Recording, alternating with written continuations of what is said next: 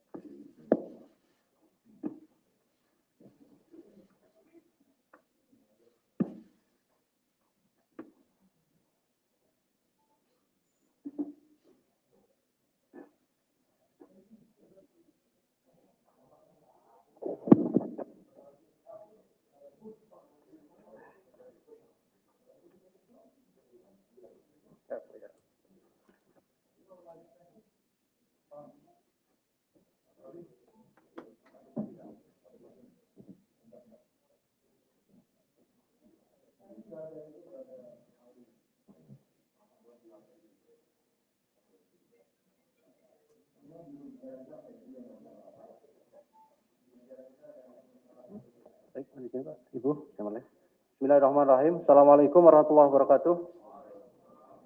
Selamat sore rekan-rekan semuanya. Sore hari ini KPK bersama Bareskrim Mabes Polri akan menyampaikan terkait dengan kegiatan bersama tangkap tangan ya, dugaan korupsi, penerima hadiah atau janji terkait dengan pengurusan promosi jabatan di pemerintahan Kabupaten Nganjuk, Jawa Timur. Karena ini adalah kegiatan bersama, maka acara sore hari ini juga dihadiri bersama, ya, selain pimpinan KPK, juga hadir Pak Kabareskrim dan juga Direktur Tindak Pidana Korupsi pada Bareskrim Polri. Nanti akan disampaikan beberapa hal baik oleh pimpinan KPK maupun dari Pak Kabareskrim terkait dengan perkembangan penanganan perkara dimaksud ya. Seperti biasa, setelah itu juga nanti kami beri kesempatan pada rekan-rekan untuk bertanya lebih lanjut terkait dengan perkara ini. Jadi kita fokuskan pertanyaan sore hari ini hanya terkait dengan kegiatan tangkap tangan yang dilakukan antara KPK dan Bareskrim gitu ya. 3 orang penanya nanti kami beri kesempatan untuk 1 sesi, mengingat waktu sudah cukup sore untuk persiapan buka bersama, buka puasa. Baik, kami silahkan pimpinan Ibu Lili untuk menyampaikan beberapa poin terkait dengan kegiatan tangkap tangan yang dilakukan kerjasama antara Bareskrim dan KPK dimaksud. Kami silakan Ibu. Terima kasih Mas Ali Fikri. Assalamualaikum warahmatullahi wabarakatuh. Selamat sore rekan-rekan jurnalis yang kami hormati Pak Kabareskrim, Pak Agus, Pak Joko, Pak Dirtipikor.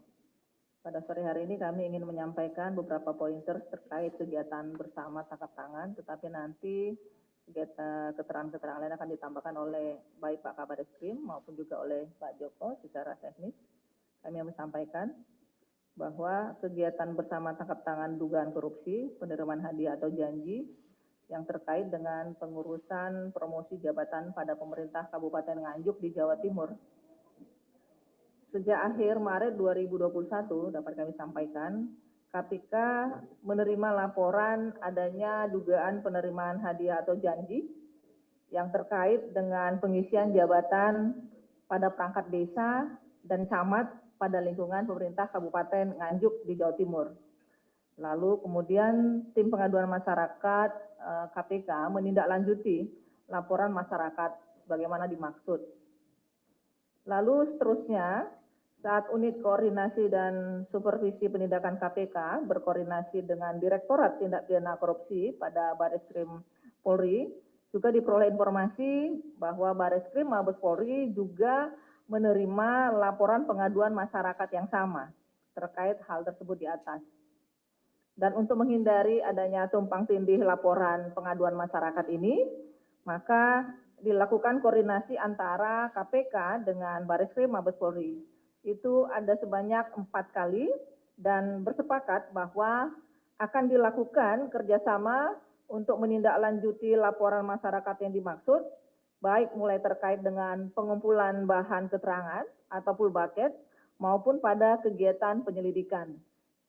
Dan Bareskrim Mabes Polri juga KPK akan melakukan penyelidikan di mana KPK akan support penuh informasi dan juga data-data kepada tim Bareskrim terkait dengan kasus di atas. Dan pelaksanaan kegiatan di lapangan juga dilakukan bersama-sama dengan tim gabungan KPK dan juga Bareskrim di Mabes Polri. Penyelesaian penanganan perkara ini akan dilakukan oleh Direktorat Tindak Pidana Korupsi Bareskrim Mabes Polri. Penyelidikan kasus ini oleh KPK dan juga bersama Bareskrim Mabes Polri dilakukan sejak pada sekitar bulan April 2021 dan kronologinya tangkap tangan ini dapat kami sampaikan. Pada hari Minggu 9 Mei 2021, tim gabungan KPK dan Bareskrim Mabes Polri mendapatkan informasi akan adanya penyerahan uang oleh pihak-pihak terkait dalam proses pengisian jabatan pada perangkat desa dan camat di jajaran pemerintah Kabupaten Nganjuk, Jawa Timur. Tim gabungan ini kemudian menindaklanjuti dan kemudian selanjutnya mengamankan 4 orang camat pada wilayah Kabupaten Nganjuk beserta dengan barang bukti uang. Dan setelah dilakukan permintaan keterangan, maka diperolehlah fakta bahwa dugaan penerimaan sejumlah uang itu dikumpulkan atas arahan dari Bupati Nganjuk.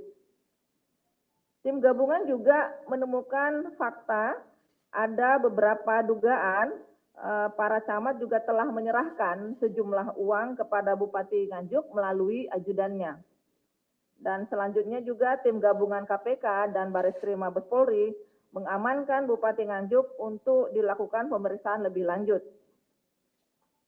Dan untuk efektivitas dan percepatan dalam penyelesaian perkara yang dilanjutkan itu oleh Direktorat Tindak Pidana Korupsi pada Bareskrim Mabes Polri, tentu KPK akan melakukan supervisi sesuai dengan kewenangan yang dimiliki oleh KPK. Dan sinergi antar aparat penegak hukum akan terus dilakukan dalam rangka penegakan hukum pemberantasan tindak pidana korupsi. Perkara ini tentu menjadi pengingat sekaligus juga peringatan kepada seluruh kepala daerah yang merupakan penanggung jawab anggaran di daerahnya untuk terus melaksanakan tugasnya dengan penuh integritas sebab KPK dan Polri juga akan tetap dan terus berkomitmen bersinergi memberantas korupsi hingga ke akarnya hingga negeri ini bebas dari korupsi. Demikian yang kami sampaikan. Nanti kemudian berikutnya Pak Agus dan Pak Joko, silakan. Billahi taufiq wal hidayah. Assalamualaikum warahmatullahi wabarakatuh. Assalamualaikum warahmatullahi wabarakatuh. Terima kasih Bu Lili, rekan-rekan media sekalian, bahwa komitmen jajaran kepolisian bersama dengan KPK untuk meningkatkan sinergi dan kerjasama dalam rangka penanggulangan tindak pidana korupsi, sebagaimana apa yang sudah diuraikan oleh Ibu Lili sebagai komisioner KPK di dalam menangani tindak pidana korupsi.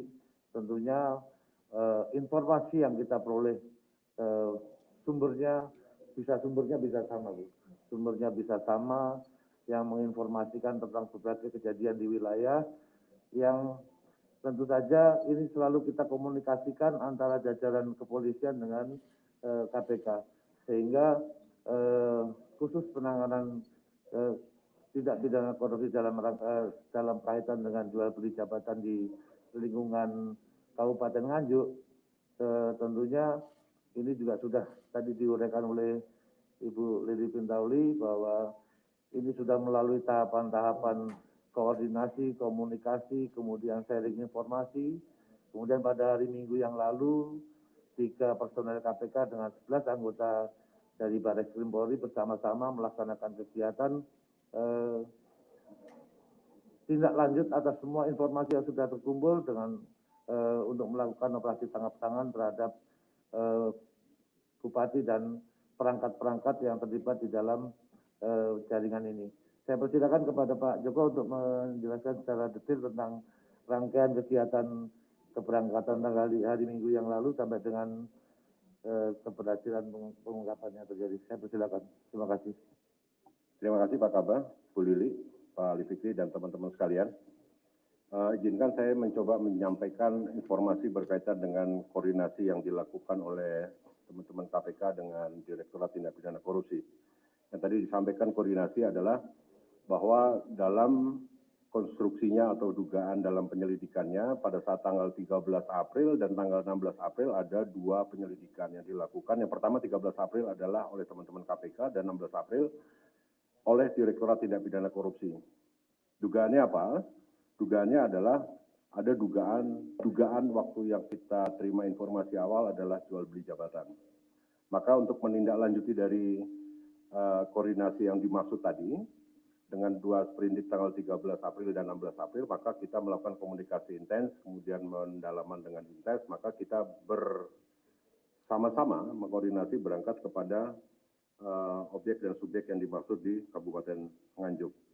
Kemudian perlu disampaikan bahwa pada hari Minggu yang tadi juga sudah disampaikan Bu Lili dan Pak Kabar Eskrim, bahwa pada tanggal 9 Mei 2021 sekira pukul 19, tim gabungan yang terdiri dari Direktorat Tindak Pidana Korupsi dan KPK telah mengamankan Bupati Nganjuk atas nama NRH dan beberapa camat dari jajaran Kabupaten Nganjuk dalam